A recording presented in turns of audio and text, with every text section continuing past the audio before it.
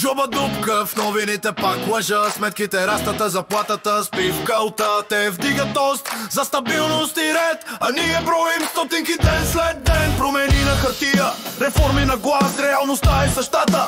Пак върху нас слушаме няма пари. Криза е брата, те си делят тортата парче по парче без срам. До кога ще мълчим и ще казваме така е?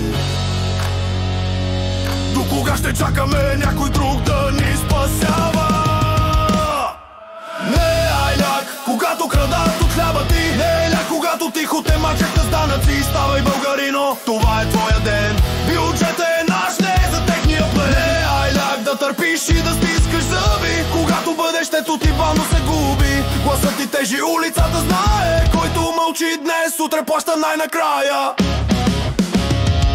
Работим до тъмно, живеем на ръбата, сме на джипове ние. Надежда след надежда, обещания стари, опакувани нови. Едни и същи хора, но с различни лозунги. Пенсии на дъното, цени до небето. Децата бягат навън, тук няма бъдеще. А те броят успехи в годишния отчет, без да знаят как се живее с празен портфейл и страх. Казват спокойно, утре ще е по-добре, но утре идва винаги със същото не.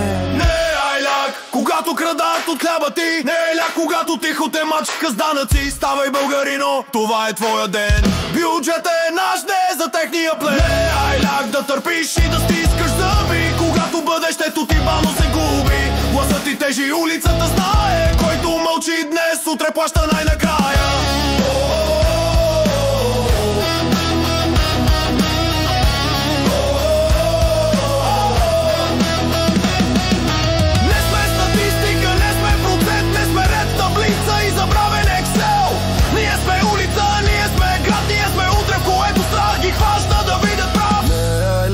Беден в богата държава.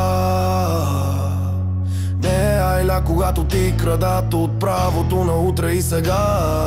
Ставай Българио, времето е с теб. Страхът им е голям, щом народа е буден и смел. Не е ляк да търсиш справедливост. Ляк ли е да мълчиш, докато ти взимат живота на лихва? Не е ляк, когато крадат от хляба ти. Не е ляк, когато тихо те мачка с данъци. Ставай българино, това е по-ден. Бюджетът е наш, не е за техния плен. Не е ляк да търпиш и да стискаш зъби, когато бъдещето ти бавно се губи. Гласът ти тежи, улицата знае. Който мълчи днес, утре плаща най-накрая.